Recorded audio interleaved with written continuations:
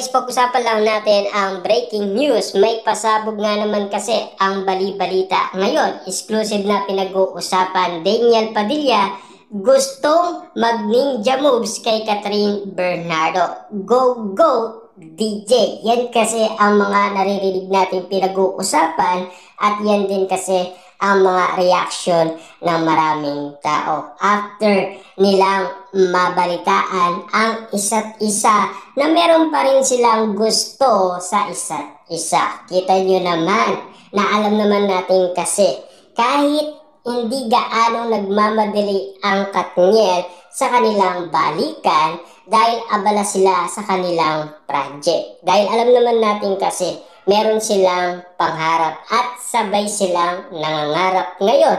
Dahil alam naman natin kasi tutuparin nila ang pangarap na binitawan nila sa kanilang mga fans. Lalong-lalo na kay Tita Che, ang founder ng Katniel na pumanaw na.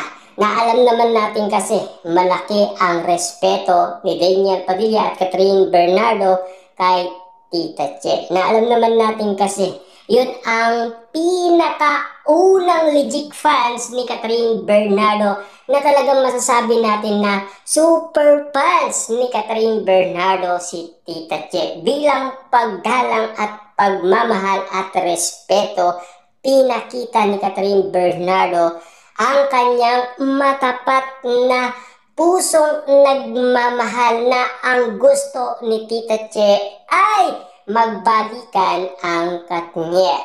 Yun ang pinapakita ngayon ni Catherine Bernardo. Ibig sabihin, nire-respeto niya umano ang tawag ng pansin ng kanyang na mayapang super fans. Na alam naman natin kasi si Catherine Bernardo ay nalungkot umano sa bali-balita. Alam naman natin kasi napamahal na rin si Catherine Bernardo kay Tita Che. Na alam naman natin kasi super tumulong nga naman kasi si Tita Che sa Katniel, lalong-lalo na sa Kat din. Siyempre kahit ganun pa man ang nangyari, na alam naman natin kasi si Daniel Padilla talagang matagal na yung nagdi-ninja moves. Kaso nga lang kasi hindi siya pumasa last 2023. At lalong-lalo na hindi rin siya pumasa nung siya ay nananawagan kay Catherine Bernardo sa tulong ng iba't ibang mga kaibigan at malapit umano kay Catherine Bernardo. Yun kasi ang nilalapitan ni Daniel Padilla kaso nga lang kasi walay pa rin. Kaso nga lang kasi biglang meron tumulong kay Daniel Padilla at Catherine Bernardo na talagang waging-wagi pa rin sila sa kanilang puso at damdamin. Na alam naman natin kasi ang mga lalaki kasi hindi yan susuko kapag merong nakitang butas ng chance na pagmamahal ng isang babae. Kitang-kita naman natin kasi loyal pa rin si Catherine Bernardo kay Daniel Padilla. Tapat pa rin ang pagmamahal niya. Talagang makatotohanan at mapagdamdamin eksena. At lalong-lalo na kikiligin ka talaga sa pag-amin ni Catherine Bernardo na mahal niya si Daniel Padilla. Kitang-kita naman natin kasi yan dahil yan din ang nararamdaman ng iba't ibang mga tao dahil sa kanilang reaksyon or komento umano dahil kay Catherine Bernardo. Dahil lumalabas nga naman kasi magmula sa puso ang kanyang tapat na pagmamahal kay Daniel Padilla na parang movie lang nila dahil ang ending paganda ng paganda.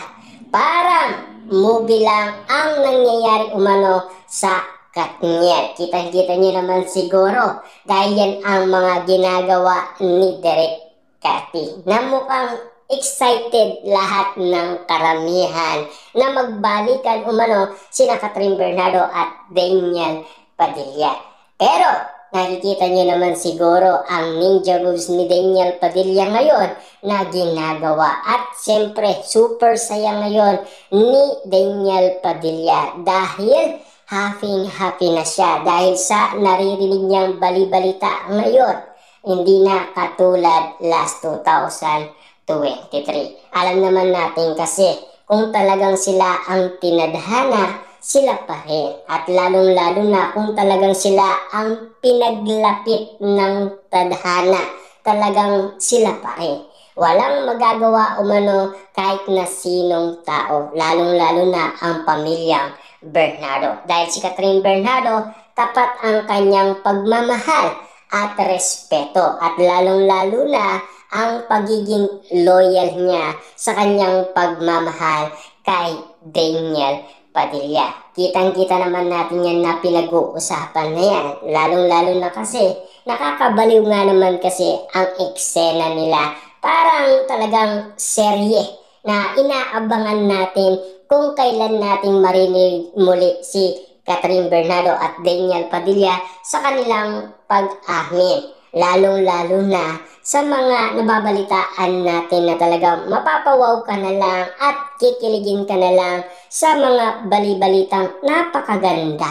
At lalong-lalo na napakatindi at napakalupit niya naman kasi ng bawat eksenang sinasabi nila patungkol kay Catherine Bernardo at Daniel Padilla. Kung magnininja moves man si Daniel Padilla, malapit naman sila sa isa't isa at walang masama sa ginagawa nila dahil single na single silang dalawa.